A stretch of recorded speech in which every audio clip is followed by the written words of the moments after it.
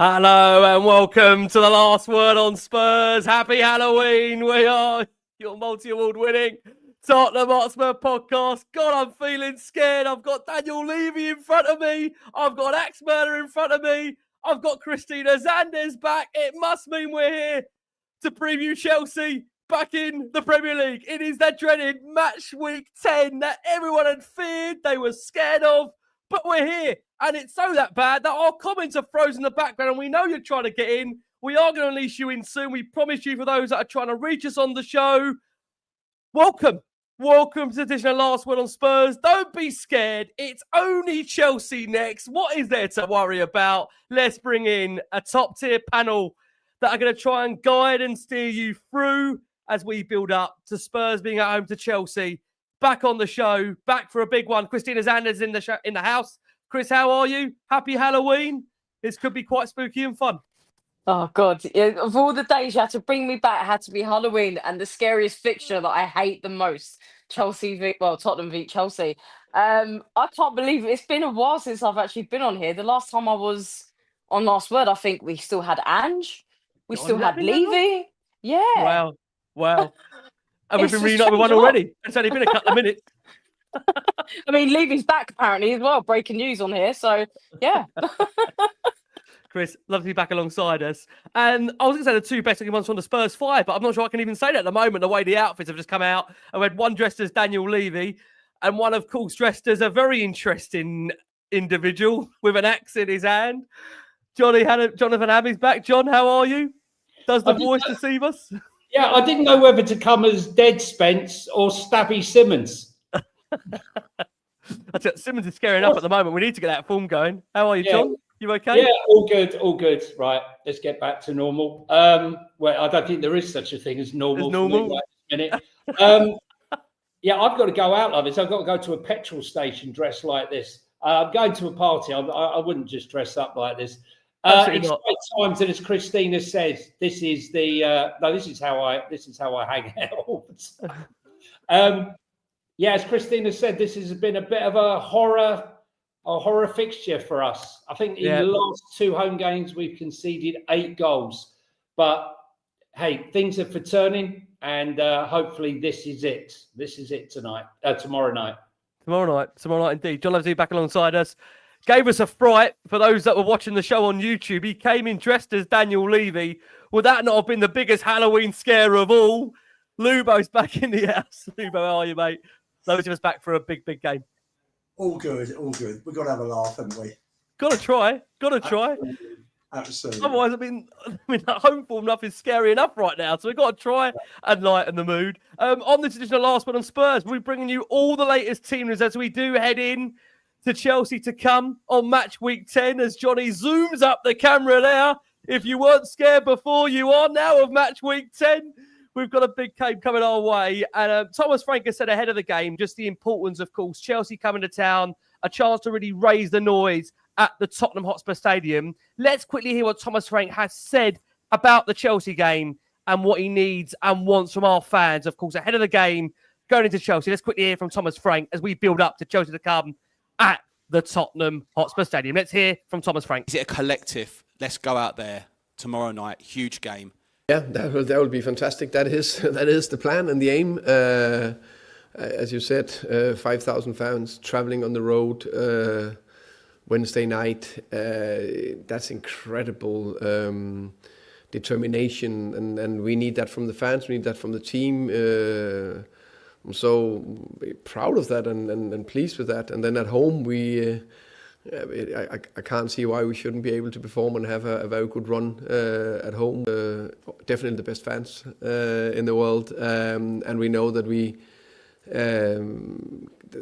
the sound level in that stadium can be insane. So it's up to us to do that together, and that is a collective effort. Thank you so much for that, Thomas Frank there. Just to bring this into you guys before we do go back to our wonderful panel, just a message from Return of the Shelf and a message for Park Lane vocal fans that want to make some noise ahead of Chelsea. Obviously, there's no secret that, as we know, the stadium hasn't generated as much noise as we have wanted to see or like to see really in the last 12 to 18 months. So there is a message coming out, a calling really from Return of the Shelf that a new campaign is being brought together to try and bring Tottenham's most vocal support in one place and build the atmosphere for the Chelsea game. Now, you can do that just for listeners on audio. There's a meeting at the Park Lane Concourse, middle level by entrance 253, where you're going to find the drummer, I think Bobby the drummer, from 4 p.m. starting early. So it's going to be by 5 p.m. Message really to get to the concourse and build the biggest Park Lane pre-match atmosphere we've ever had. There's a message to be in your seats by 5:20 to build that atmosphere. And by 24 minutes past 5, the club will turn off all music, step back and hand over the stage to the fans. This is a chance to create an organic atmosphere inside the stadium and to be ready immediately after the light show to get behind the team. There'll be a great slot to make noise and have the atmosphere very strong. And the next part of the pre-match routine will be adjusted to let it continue. This is the first time the club has given fans this much time before kickoff to show what we're capable of. So to all Spurs fans around the world, and this being transcended by Return of the Shelf, make it loud, show the power of the Spurs fans together, and a case where this hopefully is a real important one where we can build that noise inside the stadium. Lubo, how important is that? Because we'll come on to our record against Chelsea. We know it's not the greatest. How important is it that we generate the atmosphere and make it really a tough place to go for Chelsea, of course, on Saturday evening? I think it's massive. We spoke about this on our show the other week, didn't we, Johnny? About the fans just at home, the lack of atmosphere in our home ground for most of the last 6 years, 6.5 years. It's been horrendous for me. You know, I travel away from home. The away fans, you know, compared to the home fans, they're like 20 times as noisy. And there's 3,000 away fans and there's 55,000 Spurs home fans in the ground. So for me, it's, you know, or 58,000, I think, you know, you take out the 3 away fans, 3K. So for me, it's really important that the fans get behind the team. They need to lift the team. It's you know, it is important. It is indeed. John, just come on to you on that point. You know, it's a fixture that we know really disappoints, which consisted of the Spurs, 1 league win in our last 13 meetings with Chelsea. Frank has just lost 2 of his 8 against them, but all of his wins have come away at Stamford Bridge, winless at home in 4 versus Chelsea. How big a game is this for Thomas Frank to really land a statement home win, given our real frustration at home to the degree only a win against Burnley there to date at home so far in the Premier League? Yeah, look, 3 wins in our last 18 home games. This is not, you know, this isn't a blip. This is a condition. You know, we talk about Dr. Tottenham. Someone needs to get the doctor in immediately and find out what virus is spread throughout the club. Look, I like Lubo. I've been going on about the atmosphere for a long, long time. Yes, it's up to the players to perform. And yes, we feed off the players. But believe it or not, the players 100% feed off of the... I'm trying to keep a straight face myself. He's moving Halloween graphics here, forgive us. They try to feed off of... The players feed off of the energy in the stadium. When we were in... where was it? Everton away. There was a moment where I think we were 2-0 up and Pedro Porro came over to the sidelines and we were all singing Can't Smile Without You. And Pedro Porro was joining in the song as he came to take the throw in. You know, the players feed off of it. And when we go a goal down or something isn't quite right, that big collective sigh in the stadium. Guys, if you want results, and you wanted to go and support the team, and as Lubo said, myself and the thousands of others that travel up and down the country supporting the team, the noise, you can hear it on the TV. You can hear the away fans on the TV, and yet you come to our ground and it's like a library.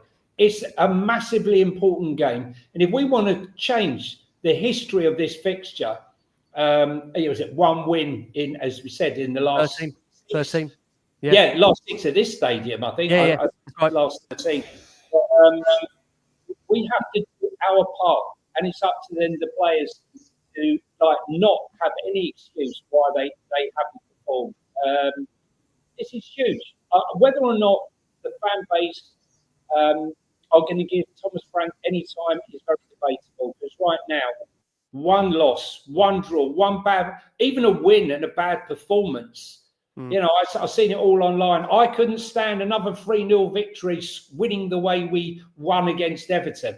I don't know what planet they're on, because quite honestly, with all the players that we've got missing now, and he's still getting a result and still sat in 3rd place, you could be Liverpool, 5 defeats in our last 6. We could have been so many of the clubs now that are struggling to find momentum. Enjoy the moment, go there, support your club, and let them do the rest. Don't sit there and start dismantling the team within 5 minutes of the game starting, which is what a lot of the fans are doing. Chris has come to you. Love to be back on the show. And I'd say many will agree with the points Johnny's just raised there. That Spurs have had as many victories in 9 league games under Frank as we managed our final 26 under Ange. We know, of course, for Spurs, it's a massive, massive game against Chelsea, because it does feel that it's been a long, long time since we've been able to go there and put on a real decent display and get all 3 points. But it does feel, I don't want these words to haunt me, because I know you're the one that always seems to look at me like crazy when I talk about this fixture. But I do think Chelsea are gettable. You know, we're not playing an invincible Chelsea side. Of course, there's no Palmer. There's no Delap. Of course, that got suspended or is suspended for the game after his double booking during the week. How are you feeling, Chris, going into Chelsea under Thomas Frank? This is going to be a massive test for Thomas Frank. I mean, 2023, I think that was the last win that we had at, or the first ever that we've had at the Tottenham Stadium. And yeah, the last time, I think that was the Oliver Skip goal with Harry Kane followed up, I believe. And that just seems like a long, long time ago since we've had a win against Chelsea. We've just got a terrible, terrible record with them. And we've always said it in previous shows. I just feel like it's a mentality issue that we have. But I do think it's just, I've been to most of the home games this season, and as the guys have just said, the atmosphere is just absolutely, it's lifeless. I don't understand if it's just because the football that we're actually watching is quite boring, in my opinion. I do feel that way, but at the same time, that's what we're there for. That's what the fans need to do. We need to do our job just as much as the guys on the pitch need to do their job, and it does make a big difference. You know, we can't just have this stadium, this amazing, incredible stadium, make it feel like a holiday for other teams to just come and collect their 3 points. And I do think, yeah, we definitely need to wrap it up tomorrow and, you know, go in there and frighten everyone, all the Chelsea lot. And this is such an important game. This is a London derby at the end of the day. And we hate Chelsea. We hate them. So we've got to go in and come in with a fight. And I do think, probably from Wednesday's game, I do maybe think that maybe Frank let it off a little bit to actually, you know, with this game coming up, I think he may have allowed the players to rest. But if that's the case, you need to make sure that you go ahead and win this game tomorrow then, if we've, you know, come out that cup draw now. But yeah, we need to do our job just as much as they do. So I'm hoping to have a good atmosphere tomorrow. Can I just say, right, there's a few comments in there, you know, how do you expect us to go from rock and roll football under Ange Postecoglou to this football? Are we talking about the same rock and roll football that we lost 22 games, and I've lost count how many games we lost at home? We've won 3 games, guys. This is a disease going back a long way, right into Ange Postecoglou. 18 games at home. I think it's 3 wins out of our last 18 home games. That's just not acceptable. And it's not about rock and roll football. When we were playing gung-ho football and still losing, the fans still weren't behind them enough. So, as Christina says, no matter what, it's about winning, and we have to do our part. And then they have got nowhere to go when they don't deliver on the pitch. I mean, Lou, better come over to you. This Chelsea game, right? I mean, look, it never seems to fall at a right time for Spurs, but at the point we are right now, we have got some good news on the injury front we're going to bring in shortly. We've got, obviously, Christian Romero back in the squad. Destiny Udogie's back. Wilson Odebear is also back in the squad. How are you feeling about playing Chelsea now at this stage of the season? Because they're by no means really a side that are invincible to this point. They've had a very up and down record, but similar to us, they look like they've been preferring to play away from home than at Stamford Bridge. Their results have been really indifferent. How's your feelings going into this one, Lubo? Oh, everyone said, Lubes, hold on. We might just start again. We've got you. Go for it. Sorry, we've got you. I feel happier with today's news, more confident with today's news. When we were talking last night about what scores we would give, I gave a 2-1 win to Chelsea. I'm sort of veering more towards maybe a draw now. If they're fit and they start, Vicario's back as well after missing Wednesday, which was really unfortunate. So for me, if Romero's back, if he plays 3-5-2 with Danso, Romero and Mickey at the back, plays Porro and Udogie wing backs. If he plays Palhinha, Bentancur and Bergvall, either Bergvall or Sarr behind Kudus and Muani, then for me, that's a good side. Sorry, beg your pardon, I've missed out Xavi Simons, haven't I? I play Simons in the 10 rather than Bergvall or Sarr. Yep. And for me, with that team, I think we've got more than a good chance against Chelsea. Yeah, I mean, you look at our home form. Just Lubo to stick with you. Our home form, we've just taken 1 point. 1 point from the last 3 top flight games, where only Burnley have been the only side that have had a defeat at the Tottenham Hotspur Stadium. How important, Lubo, is it, do you think, to get that statement home win, especially against a team like Chelsea? Because I remember, obviously, under Pochettino's first season, again, he had his struggles at home. Let's not get away from it. Yeah. And we know he had that struggle against, obviously, going into that Villa game where if he didn't win that, he was going to get the sack. That's how serious his job did become, Pochettino. And what I think got him a lot of credit in the bank was, if you remember, in that first season, got a win against Arsenal at home, beat Chelsea on New Year's Day. I mean, how big are these games to just building that credit in the bank with fans, these London derbies? But he lost 12. He won 19. I think drew 7, lost 12 in his first season and came in, finished 5th. I mean, you're comparing 12 to 22 last season. I don't think Frank will get anywhere near 22 defeats this year. You've got to be happy with the way it started. Against Chelsea, listen, it's the sort of game we do a bit of luck. We gave away, there were 2 stupid penalties they gave away last season, Basuma and Sarr at home, that just killed us. And we were never really in it after that first half. So for me, we got a good chance tomorrow. We've got to get off on the right foot. He's got to pick the right team. It's not working at home. I mean, you look at those 3 and 18, 2 out of 14 under Ange before anybody thinks it's Frank. So for me, if he plays that 3-5-2, then I think we've got cover at the back. We need to swamp the midfield, take control of the midfield, because you've got Caicedo and Fernandes there. And if we do that and we take control, then for me, I think the game's there to be won. I do think now, I think it'll finish up a draw. But as long as we play well, and you can see it, you can see progression from where we were. Burnley was okay. I thought Villa we did okay. I don't think we deserved to lose at all against Villa. They had 2 shots. I think they had 3 shots the whole game. And they scored 2 worldies and 1. Bournemouth and Wolves were poor. Doncaster wasn't great. Villarreal wasn't great. No. So the team do owe us a good home performance. I think that's key. Yeah, you're right. That is key. I just think by playing that double pivot, by just playing 2, by playing a 4-2-1-3 or 4-2-3-1 that he's been playing at home, we don't progress the ball up quickly enough. Defenses are dropping back too quickly for us. So we're not exposing the extra space behind that we do away from home when we counter attack, because teams come to us, and because of that, we're just not creating. And I think the fans want to see some entertainment. I understand that. I understand he's got nothing to work with. I mean, you look at Wednesday night, Richarlison and Johnson were just horrendous. And I felt sorry for the thousands of away fans that were up there, and they saw these two up front, and that was the difference. And for me, although Newcastle were the better team doesn't often, doesn't always win. And for me, if we'd have had strikers, we could have quite easily come away with a quarter-final home tie with Fulham. Yeah.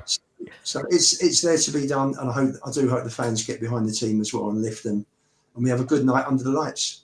Totally agree. Just on that point Lubin mentioned there, Johnny, I think that was really important what you said about the fact a performance at home, because I think that's the thing. We've not seen enough performances at home, and look, we can keep referring back to the past, but we refer to Frank really, but apart from the Burnley game, if we're being real about it, our home performance has been nowhere near good enough. I know Villa was a marked improvement. Many would probably say Villa was our best performance at home of the season in terms of what we contributed to the game itself.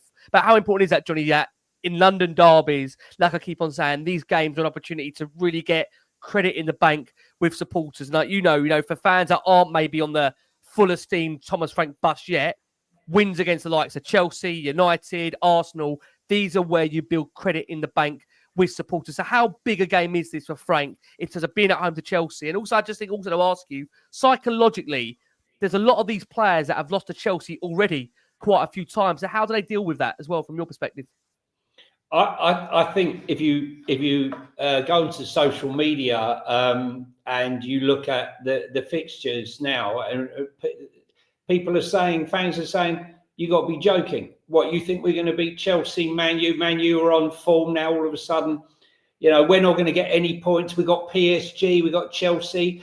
This Thomas Frank haven't got a clue. What they do, and make me laugh, what they do is they say the attack is rubbish. We got 12 injuries, 9 injuries, 10 injuries, 8 injuries, and then they blame the manager for not performing well and not having a good enough team. But psychologically, getting any result in this game would be absolutely huge. The last 2 games at home, we've scored first and conceded 4 goals in each game. It's 4-3, 4-1. Yeah, the 9 in a row, 9 in a line game with Ange. Best said, left unsaid.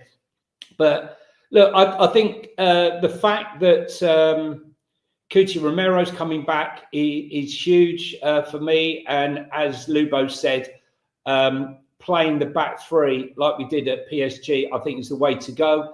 I watched the Maresco press conference just recently where he said that his team seems to be struggling against teams with 3 at the back. Yep. So if that isn't a sign that that's exactly what we should be doing, then I don't know what is. Look, stranger things have happened. Don't forget, we've been playing teams that have low blocked us. Yep. And, haven't come out to play. This time Chelsea will come to play. They've got the pace that's going to frighten the life out of us in Neto, Gittins, and the rest, and Estevao in the middle of the park. So they've got a massive threat. But if they do come out to play, then we do have a chance of getting something. I think everyone wants us to play great football, Ricky. But if you look at football right now, I've never seen as many long balls. I've never seen so many goals scored from set pieces. And, the Flair team, the team with all the talent, is winning by a goal from a set piece. So it's not just Spurs that are playing so-called boring football. It's the league in general. Yeah, I hear you. Maybe Bournemouth are probably one of the more exciting teams. Even Sunderland, go at it. But on the whole, the football is, in my opinion, poor from the viewer's perspective right now. But as Spurs fans, you should be concentrating on getting the win. While the chips are down and everything's stacked against us, which it is, we all know Charleston's not good enough. We all know that Tell's not there just now. We know that Mawani's not fit. We know that Stabby Simmons isn't quite right at the moment. So with all of that, knowing all of that, just like get behind the team and understand this is progression. All I want to see is progression from 22 defeats and being so open at the back. I was going to say something there, but I won't. But now, and to where we are now is not perfect. We can all clearly see it's not perfect, but we can see it's better. Yeah, I think the one thing that I know would concern some fans, and I think, look, when none of us are going to dress this up, because I don't know if even you can dress this one up, that just 4 teams have had more possession than Spurs at home, but they are one of 6 with less than 100 opposition box touches. Only Forest and West Ham have scored fewer goals in front of their own fans. Is that the reason, Chris, that, like we've said, if you're, I think Lubin actually said this on the previous show, he must have on Spurs 5, that I think if you're an away fan, you're watching a team go away and winning games. Whereas if you're a home fan that's going once every couple of weeks, you're seeing us have less possession, less touches in the opposition box, and not scoring a lot of goals. Can you understand that frustration being there, Chris, in terms of the home atmosphere and why there maybe feels like a flatness at the moment? Let me take you back to 2018. If you ever remember, with Wembley, we were at Wembley. This was the Poch era. Yeah. We beat Chelsea, I think it was 3-0 or 3-1, I can't remember. Yeah. But we had players, that Sonny goal, right? That's probably one of my favourite ever Son goals that I ever saw. Yeah. But we had players like Dele Alli, we had Harry Kane, we had Son, we had Eriksen as well.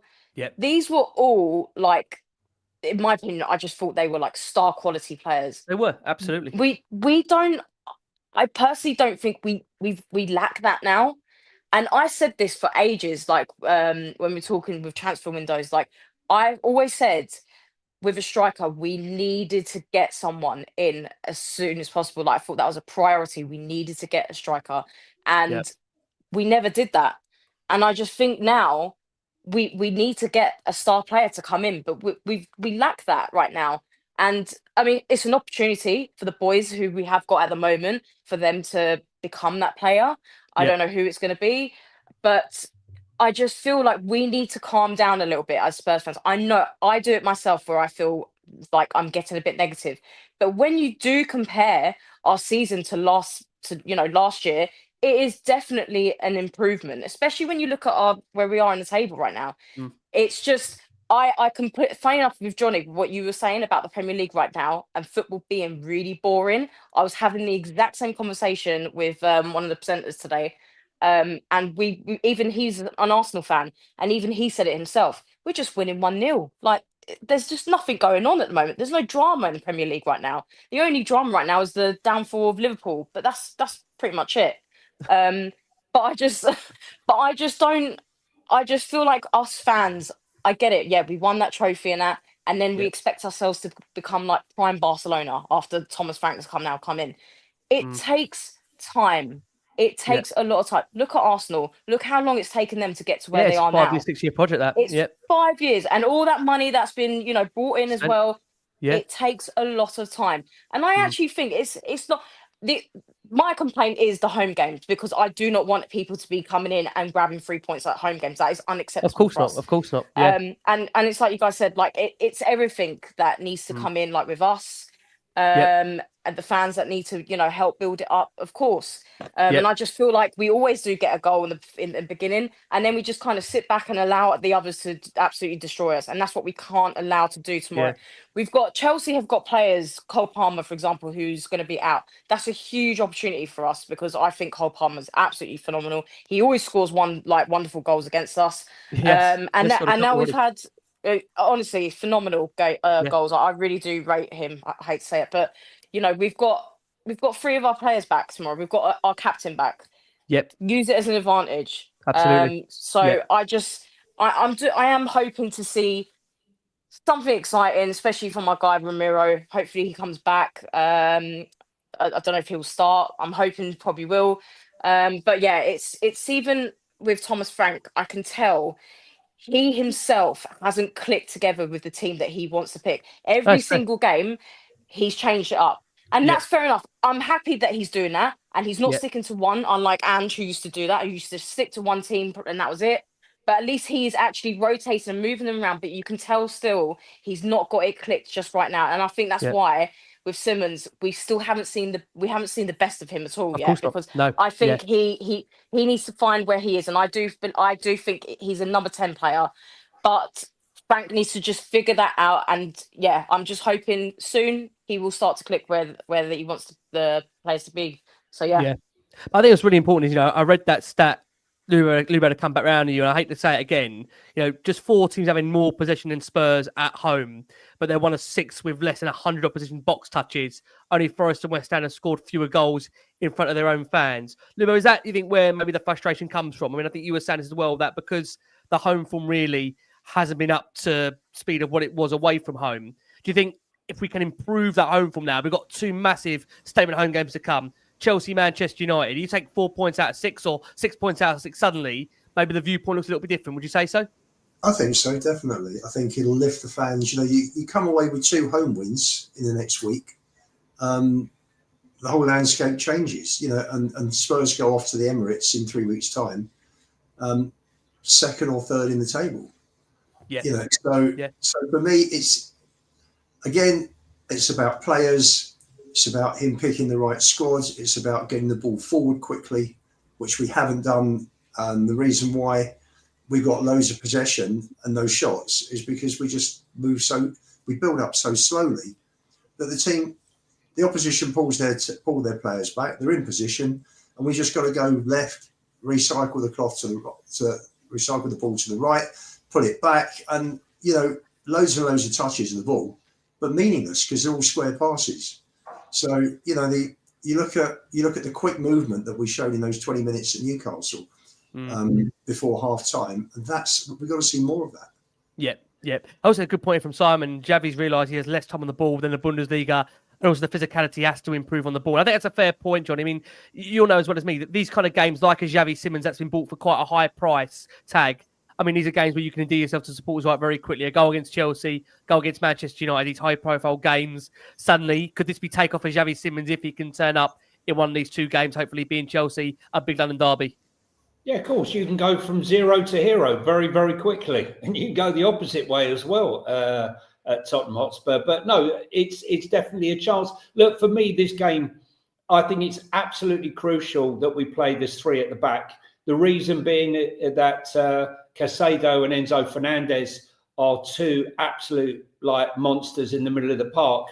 And for me, it gives the ability for Romero to step out from the back into that midfield to supplement Paulinho and Bentancur, which in turn, I believe, would free up Xavi Simons to have a little bit more space because there'd be players winning the ball. I think this is crucial. Whether or not he'll start with Udogie and be more of a threat down that side to counteract the pace and the attack of their wingers, I'm not so sure. But yeah, I mean, look, Xavi Simons, again, fans expecting a heck of a lot. Listen, I've been critical of him, but he's not shirking from his responsibility. He's getting stuck in. It's not happening for him. But then, we didn't pay 120 million for Florian Wirtz or some of the other players that have come into the Premier League are not firing.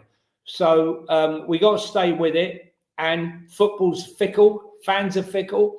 And the ones who are today saying he's the worst signing, one of the worst signings they can remember, unbelievably so, can turn. Just remember, guys who are in there saying all this now, that Luka Modric was voted the worst signing in Real Madrid's history and went on to become a legend. So just bear that in mind when you're saying what you're saying about Xavi Simons. We hope we can all gel. I just want to see, a brave attacking performance from the team. And I just don't want to see, should we fail? And let's be honest, think of the teams that have been at home and have not come away with anything. With Kane, with Son, and all the other players that we've had, stronger squads. Yeah. And they've got nothing. So just bear that in mind. Yeah. But I think, I would say on the balance of play, John, I hear what you're saying there. I think when you look at the Chelsea squad at the moment and they're definitely ill-disciplined. They've shown a lot of ill-discipline this season so far, a lot of ill-discipline.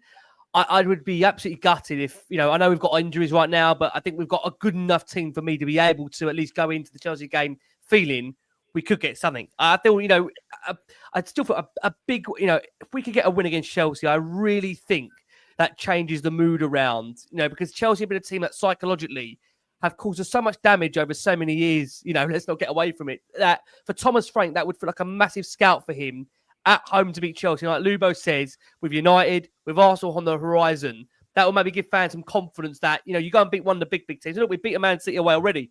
But because it feels like, we do that all the time with Man City, you can't just take it for granted that, we always beat City. So you just think, oh, we beat a Man City away. But it feels like, the likes of a Chelsea, a Liverpool or Arsenal to beat them, I think would give fans massive confidence. Let's quickly hear from Frank, who gives and outlines the importance of playing Chelsea, who, of course, we've got next in the Premier League. Let's quickly hear from Thomas Frank. Yeah, I think you put it quite right there. A game against Chelsea, especially a home game against Chelsea, under the floodlights tomorrow is going to be unique and special. Can't wait for it. The players are already looking forward to it. It's a fantastic occasion. He's promised, Chris, that Spurs are going to come out flying. He says there is so much on it against a very good Chelsea side that everything has to be at top game. That will hopefully put you on the edge of your seat. But we need to come out flying and get the fans with us. How important is that, Chris, in terms of that message that if we do come out flying? Because some of the home games, as we've touched upon already, haven't been the greatest. I've already read out some of the negative stats there about it being at home. How much will that really give a bit of a buzz to the crowd if we come out of this game firing all 4 cylinders? I like that. This is why I do like Thomas Frank. He comes out and, he says something like that. And it's like making me feel, okay, maybe there is a little bit of charm. But no, it's good to it's good to hear as well his understanding of how important this game is as well. And also just the understanding of the players of how important it is for us, They just need to prove it now. And like I said, if they start to improve it and we're seeing it on the pitch, I'm sure the crowd will be getting loud and louder and louder.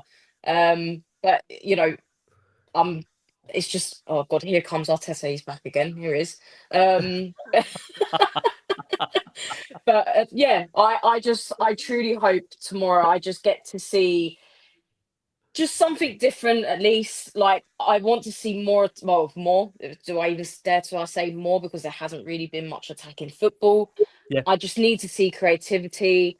And I need to see players actually shooting the ball, at least trying to shoot the ball and actually aiming it towards the goal. The opposition goal. And hit him on target. We don't want to. You're right. Shots on target have been nowhere near good enough at home.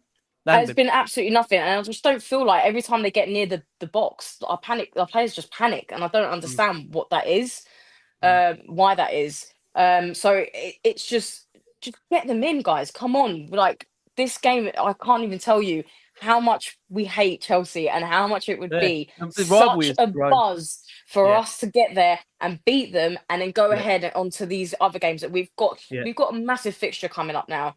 These are massive games, and we really need to rev ourselves up now. And it's just give us the boost. I'm hoping with what he said that is going to be the outcome, and we get a win. I mean, he did say, Chris, it's quite interesting. He did say the same thing against Wolves. He said, we're going to come out firing and flying. And to be fair, it wasn't very much that. But Luba, I touched on it earlier. How important is discipline in this game, and the lack of ill discipline that we've seen with Chelsea in recent weeks, and how maybe that can help Spurs? Because he was really critical actually midweek. And I think it was great actually what he said about Cole Palmer. Picked up 2 bookings in a space of 5 minutes and just said that was stupid. It was embarrassing. It was irresponsible, really. These kind of games against Chelsea, we've seen a lot of ill discipline throughout the years. How important is it that we keep our head? And, with Romero back in the team, I think Romero has shown in the last, 12, 18 months, a different side to him. There's been a lot more, I think, of a calmer and less rasher Romero. There seems to always be this tag around Romero that he's quite rash. But if you're a Spurs fan and have watched the last 12, 18 months, I think Romero's really changed that about him. He's not that kind of player, certainly since I would say, we go back to that first game under Ange where Romero dived in. He looks like a very different player now. Is that fair to say that, Lubo? Get Lubo on mute. Sorry, Lubes, we're going to unmute you. Sorry, go for it. Sorry, we got you. Romero is my favourite Spurs player in the team. For me, I think his ceiling is higher than anybody else's. I think he's showing it more and more this season. Last year, he had some absolutely brilliant games. He also had games mean, the first 3 or 4 goals beginning of last season for me were down to him. He was out of position both times at Newcastle, lost Jamie Vardy at Leicester. But this year, he's got the captaincy. He seems to be much happier working under Frank than he did under Ange. And it's a big difference, big difference, that you're seeing it with him. So for me, very pleased he's back. Hasn't been sent off since that game against Chelsea when we lost 4-1, which was 2 years ago. Yep. Coming up next week, 2 years. And the only other sending off he had since he joined Spurs 4 years ago was against AC Milan. That was a ridiculous challenge. It was in that Champions League game. But apart from that, for me, he's there are other players that have been. I mean, Chelsea have had players sent off in virtually every game for the last 4 or 5. So I think their discipline is a lot worse than ours. It is. I think we've got to keep it calm tomorrow. It's going to be feisty out there. There's going to be a lot of digs and niggly little tackles going in, and we just got to keep calm. And I think if we do let them lose it, the more they lose it, the more we're winning. Players lose concentration, and it's key. I think Romero has shown, particularly as captain, he drives on. He wants to win every single game. He wants to win every tackle.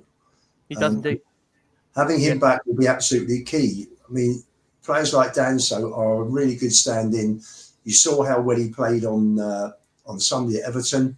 Yep. I know he was playing on Wednesday. He was playing on the left-hand side rather than right. That didn't help. But the drop-off was massive. So for me, it's massive that Romero's playing and lifts our chances of winning tremendously.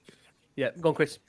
I just wanted to say with Danso, I think he deserves huge credit. I think he's been such a great player for us. And this is just this shows how important it is to have a player that you can have as a backup, because he is top backup for us. And I just feel like he deserves a lot of credit because he's been absolutely phenomenal for us. Yeah, been good. He has been good. He had a bit of a wobble midweek, but he has been good for us. Go on, John. I can see you can come in. I was just going to say, I've contacted the club and I've suggested that the club start producing Kevin Danso towels, super Kevin Danso towels. I'm sure there'll be like they need ideas for Christmas presents. This football club.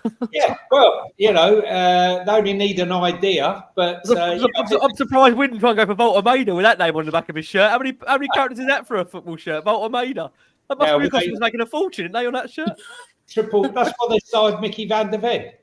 They did try to go for a guy with an even longer name, but he wasn't. Do you remember what was his name? Van Hesseling. Van Hesseling, yeah, Van Hesseling, yeah. Listen, Thomas Frankenstein, I think has done a great job so far. Whatever happens. Are these the games, though, John? You know what? You say that, and listen, he's had some really good games so far in charge. But are these the games that really, as a manager, and I look back, for example, in the Ange period, the one thing that was labelled at Ange, not to keep going back there, was the fact of his lack of wins in London derbies, right? The lack of wins against Chelsea, the lack of wins against Arsenal. These are the games, the Chelseas and the Arsenals. Like we've said here, we all despise and can't stand Chelsea or Arsenal. These are the games that do get massive credit in the bank with managers. I think the reason why many people love Poch beat Arsenal at home. He got results against Arsenal away. Similar with Chelsea as well. I mean, this is the thing, isn't it, Johnny? These are games where really you earn, and I keep saying this, and I do keep mentioning this point. I think it's really important. They earn so much credit in the bank for a manager that gives them that time to build if you can beat a Chelsea and an Arsenal. Yeah, 100%. And, I'm looking for a PSG performance Just not a result. Yeah, but look, You're right, though. Yeah, you're right, but it's not that result. I remember watching that game, and fans were like, "Hey, is that our club? Is that really Spurs?" I mean, I remember that feeling when Spurs fans were looking at each other because everyone expected us to be absolutely wiped off the pitch. We were also passing to a white shirt, which never happened a lot at times. Yeah, but then you hear the same old doomsayers who say, but they haven't, PSG didn't have a pre-season and blah, blah, blah. But look, I think, if we go in with that mentality, that's why it's so desperate to play the three at the back against them. Just John, to ask you about Romero, just on Romero, because Frank was asked the question about if he would play Romero, and he was said, as far as he's aware, that he'll take decisions that are best for the team as to whether he's fully fit. He said, look, of course, in the end, I get a lot of info from the medical staff, the performance staff, but in the end, it is always me. If a player breaks down, it's on me. It's not on the medical staff, not on the performance staff, always me. I take those decisions. It's interesting because there was a lot made of this fixture last season about when players are being recalled, if they were recalled at the right time. If you remember, Van der Ven and Romero both played this game last season. I think they both ended up injured afterwards for quite a long time. Would you personally risk Romero for this game, Johnny? If he's 75% fit, is he that important to get back in the team? Look, the answer, unfortunately, is no. Do I want him to play? 100%. But if you're saying to me, we're going to risk him, and then he breaks down and he's out for 3 months, 100% not. You know, I don't want to lose the game. I want to play our strongest team. But isn't that what we did before? We brought back Mickey and we brought back Cuti Romero too early. And look, we've heard, keep hearing, it's a light injury, should be back soon, right? Or he's on the grass, okay? Or a Basuma saying he's on the balloons. But I think we keep hearing these stories the whole time. Takai, he'll be back soon. What happened? He's turned up here. We haven't seen him since. A small injury. We heard it with Solanke. A light injury. Well, just on Solanke, just to bring it up to date with Solanke. So, you know, we're not now expecting to see Solanke until after the November international break. Yeah, he's had no pre-season. He tried to jump about at Reading. You could tell there was something wrong. Yeah. And we haven't seen him since. So, you know, I don't think even when Solanke's back, it's going to take time, isn't it? See the real Dom Solanke because he's had no pre-season. That's why, again, worry. Yeah. It is a worry. It is. I mean, what do you make of that, Lubo, for you? I mean, I asked you that question about Romero to Johnny only because, you know, we don't have many players or any players like a Romero that can play that kind of eye of the needle ball from the back through the midfield to a forward. How much do you think we are missing that? And I think that was one of the things against Villa, wasn't it? I think when we didn't see Romero in the team, there was a concern because you haven't got that kind of player that can play that beautiful ball through, that he does that eye of the needle pass. How important is he for Chelsea, Lubo, for you, Romero? How important is he for the game? I think both going forward with the ball and without the ball. I think, and the fact that he's there, he's your leader, he's your captain. I think it will be, you know, is big for Spurs. You know, Porro is probably the closest in terms of being vocal, like Romero as a captain. I thought he was fine during the week, but you can't. For me, Romero's the leader. So for me, if he's back with the balls through the lines, fantastic. Yeah, just on that, in terms of like an injury update, just to give everybody a slight injury update as to where we are right now. So as we mentioned there, Udogie available for this one, Romero available. Whether they'll start the game is another question. Also, Wilson Odebear is back in the team too.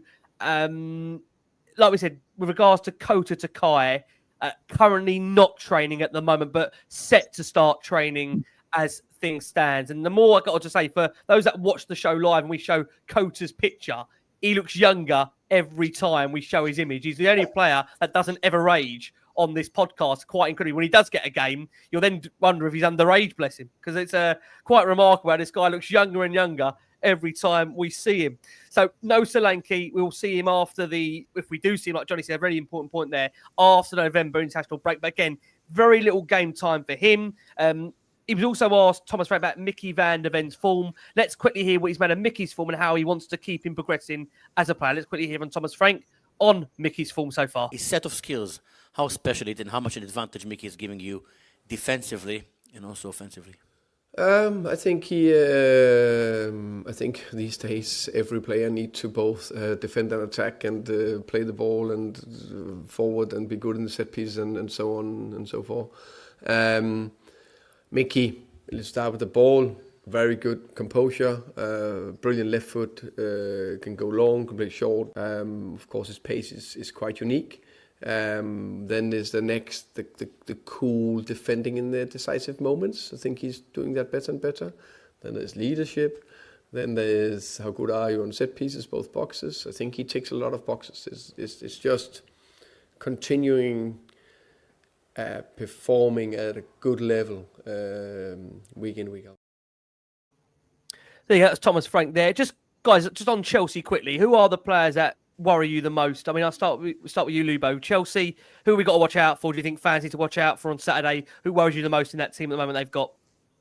Well, I've not seen much of Gittins because he hasn't played for Chelsea. But look at that goal he scored on Wednesday. It's unbelievable. It's an unbelievable goal he scored midweek. Yeah, what unbelievable. You look at that, and you think, well, what have they been doing with him all season? I mean, leave him out, please. The midfield's the area. If Pelini and Benson Gore can win that midfield battle with Enzo and Caicedo, then that's key for me. They've got quality all over the pitch, Chelsea. It's win the midfield battle, pick the right team, pick the right system. It's about players at the end of the day. It's always about players. Yeah.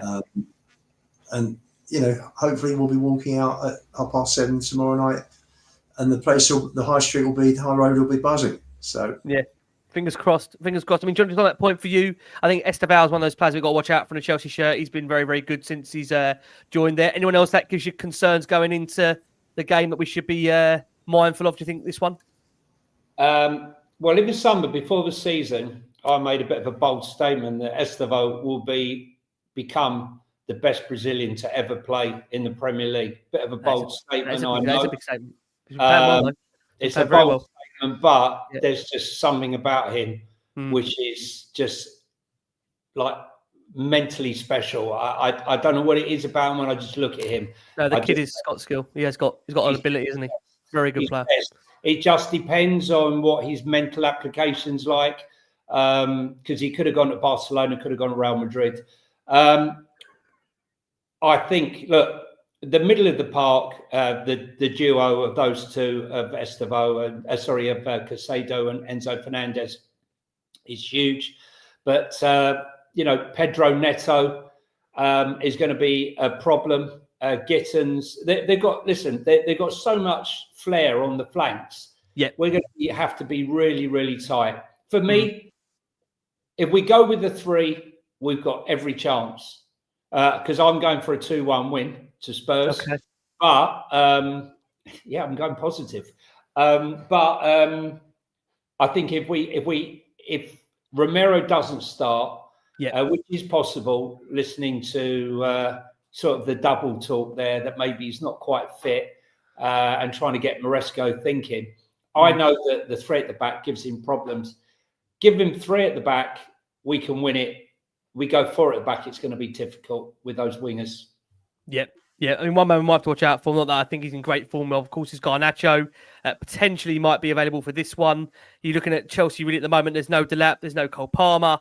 They're depleted as well. So it's a really good opportunity, obviously, for Spurs. You'd imagine Kudus likely to resume playing. Kind of Mawani, you think he does need game time. It's going to be one of those games where really you feel, because of the squads that we've got, it's going to be one of those players that are on the pitch. We've got very little options. We saw limited really from the bench. So it's about the players that are going to be starting the game to really make that difference. I just wonder, I asked that point earlier in the show, Chris, just asking before we go for predictions, psychologically, there's a lot of these players in this squad that have already lost to Chelsea quite a number of times. I mean, does that concern you? Do you think when they get out on that field, that record or those games they've had means nothing beforehand? What do you think? No, because so much has changed, I feel, especially this summer. Go in there with your head fresh, basically. Especially now we've got a lot of new people in. Don't give them that mentality either. Just go in there, start fresh, and hopefully, they just can all help each other out. Yeah.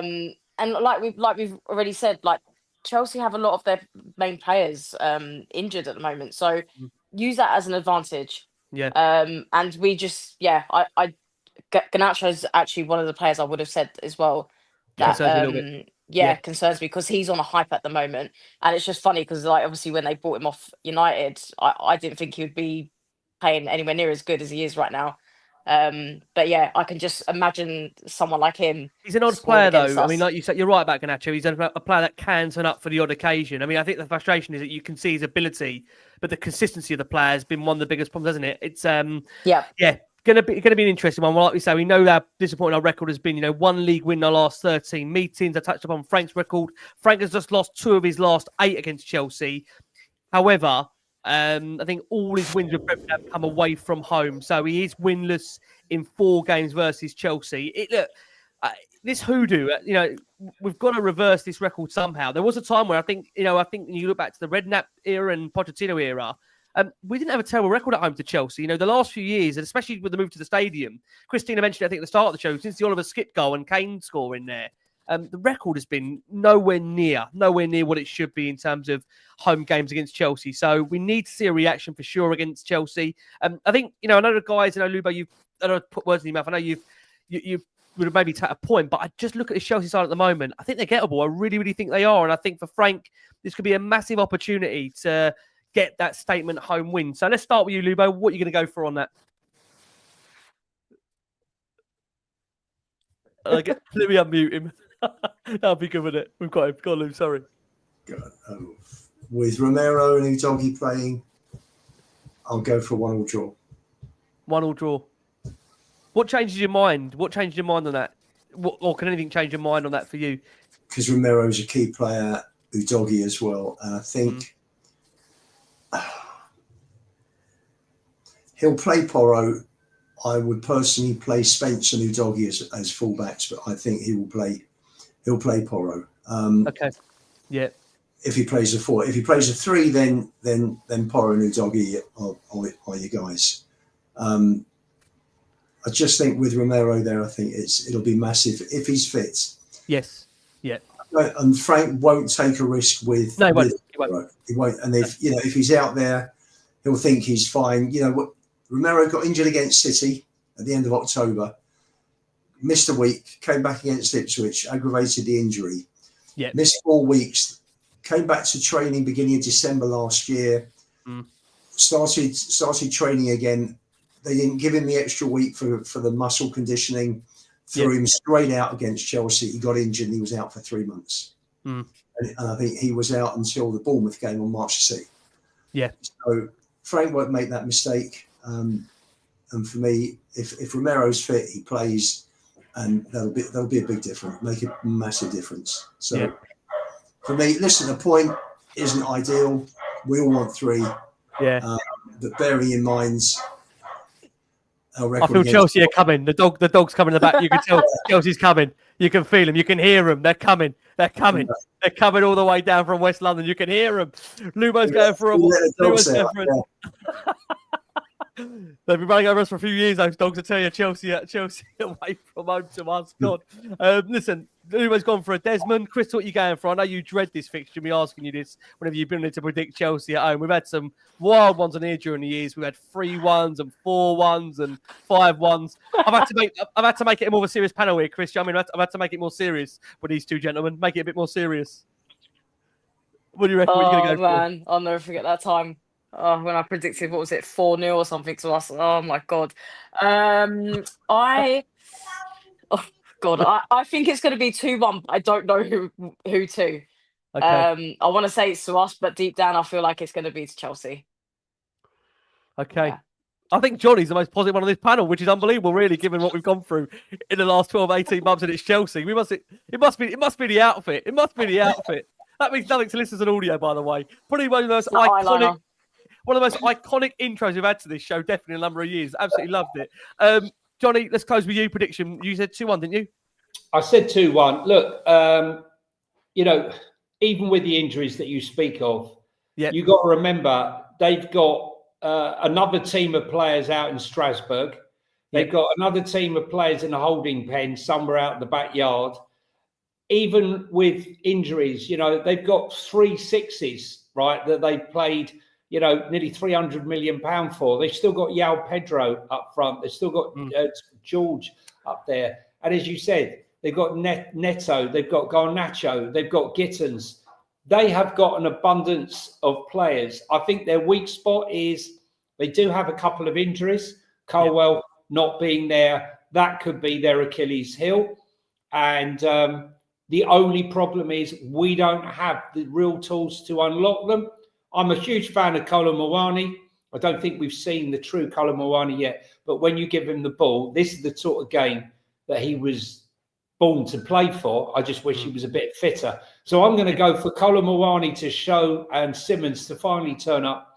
and show what they've got. Yep. And somehow get us a win. Don't know how, but look, the thing is that Thomas Frank, when he has, I've watched him many times with